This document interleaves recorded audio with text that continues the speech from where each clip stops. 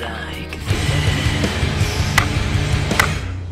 Tie me to a chair,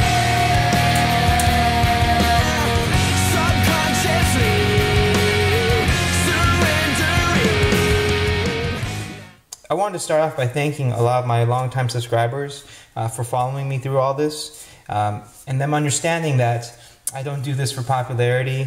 A lot of times my opinions go against the common consensus and they cause a lot of stir, and I realize to a lot of the new viewers who may have never seen one of my videos, my goal is not for you to like me and subscribe me for the sake of, me having numbers, I guess. My goal is for you to make educated decisions and pass on information that I know already, that I don't even have to share, but I decided to take my time to upload these videos to hopefully prevent you from making the poor decision on buying something that's not really a good product.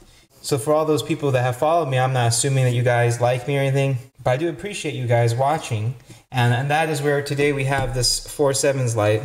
A longtime subscriber of mine, Mr. J, had said that Nothing Fancy had suggested this and highly recommend this light. And it was actually that review that I watched of Nothing Fancy that made me buy this flashlight. But I'm going to have to disagree that after some time with it, this is not a good flashlight compared to even this glitchy Phoenix LD22. The update to follow is still on that. Mr. Fancy has a very, very impressive channel. I mean, in the same way he devotes so much time of his life. Some of his videos are half an hour long to passing on this information. He organizes his reviews very well. I mean, it's just the fact that he put so much hard work into it, and that deserves respect. But each person is entitled to their opinion. This is for me to just contribute to the survival, tactical, whatever you want to call it, knife community. And I just hope that this information will help individuals make better purchases, and also look for certain features that they may have never thought they would want, but then now realize after watching my video that it is something that they would definitely want to look for. So in that regards, let's start off by apologizing to 4.7's, Preon. As a company, I'm not critiquing anything about their business, about their ethics. I'm not saying they intentionally sold this product to be bad. Thankfully, it's nothing like that. But this will still be a 7-point review, you guys. I'm going to follow the same format. Obviously, I'll change some of the cutting category, and CQC will have some adjustments to the categories, but it'll still be a 7-point review. And I'm going to be comparing it to the Phoenix LD20. Starting with utility. The concept, obviously, this is not a tactical flashlight at all. How Nothing Fancy says Sabenza is tactical. No, it's not. This is not meant to be deployed quickly out of your pocket and flash someone in the eyes or strike them as a Kubotan. It never was. It has no grip meant for that. No traction, no spiked face. This one always kind of resets back to the initial mode. I mean, it's shiny even. They have different finishes, but regardless of the construction of it, I can tell you it's not tactical. It is supposed to be just a compact EDC light. Okay, so looking at the concept of it just being a utility flashlight, this is what I noticed. I put in my backpack, and I'd get it out of my backpack and turn it on, and the battery would be dead. This happened a couple times. So the first flaw of design, construction, would be that the expose button, if it just bumps, it'll turn on.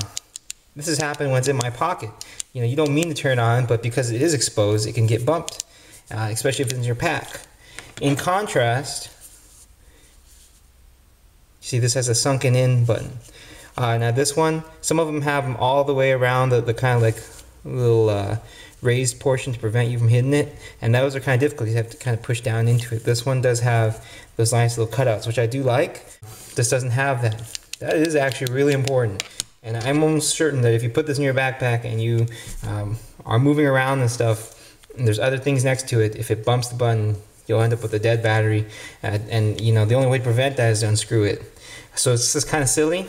So in terms of utility, that's one thing. Flaw number 2, also really important, this pocket clip. You can see how mine is bent. And the reason for that is because if you are using this, and perhaps you have in your pocket, depending on your type of jeans, if you squat down, and if you're kneeling, if you're crawling or something, your pants are going to move around and stuff, and your hip is going to and as that happens, because this is completely secured onto it, there's a little ring you actually have to screw and take off and to get the pocket clip off. Basically, whatever tension this pocket clip can handle is all there is. And in that sense, if it is in your pocket and something causes it to keep bending, it'll just bend out. Now look at the Phoenix, superior design. See how the clip is snapped on. And at first I thought this is a weak point. But then you have to now admire the thought and process that goes into that clip. The amount of tension they have to figure out. Because if we show this now, watch. You see? Before this clip ever bends out of shape, that will happen. And if that does happen, I mean, it has to really like, and your clip is, you see? Something that would not happen on this, obviously this will just keep bending out. This twisting luckily doesn't deactivate by just a small little being loosened just a little bit. It is okay. You know, sometimes this little twist can glitch a little bit. I've had it to where I screw it back on and try to turn on and the light, you see? I mean, it's not coming on, right? This is silly, watch. There we go, lights on. Go figure, right? Well, the brightness, the final high beam of this is very good. It's decent enough for any utility tasks, decent enough for even outdoor possibly. It's not something that's weak for sure. It's not intense and amazing, but it's definitely good for being the AAA battery, 2 AAA battery flashlight. You can put lithium batteries into this, and obviously that will allow this flashlight to be very compact and lightweight. It does fit into pen slots and stuff, so it does provide a lot of convenience. You guys know already that the theme of my channel is self-defense, tactical, reviewing everything from the idea of it being versatile for survival, for tactical, for anything. So the versatility of this flashlight being more than just a utility pen light. CQC, let's look at the deployment. Well, deployment obviously with the clip being cruddy and not much traction, you know, and it's a deep carry. It's, you know, it's not like this where there is a portion for you to grab. So this has the little work on it to kind of provide traction. Obviously this deployment is just something typical. Even when you're running or something, because this clip has this loose space right there, it's not a slope.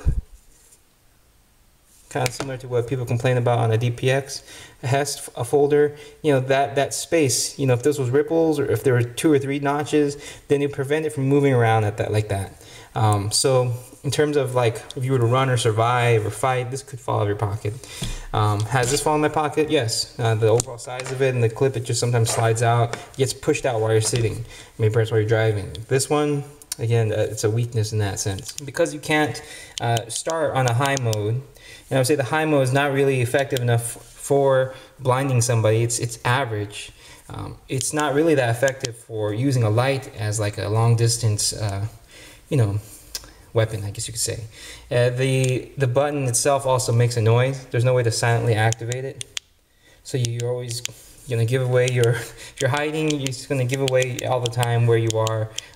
That click is kind of silly. I mean, you can, you know, untwist it and twist it.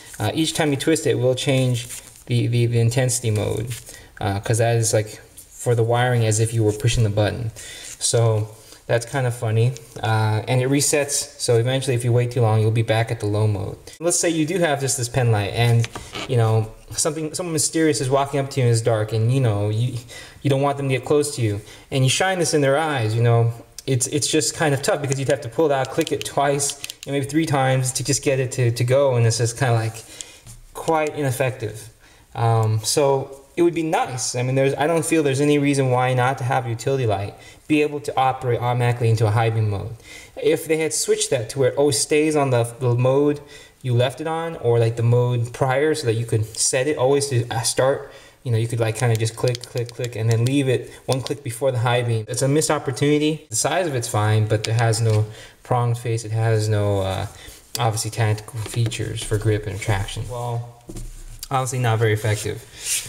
So the final category is always subjective. It's my final impressions of the flashlight.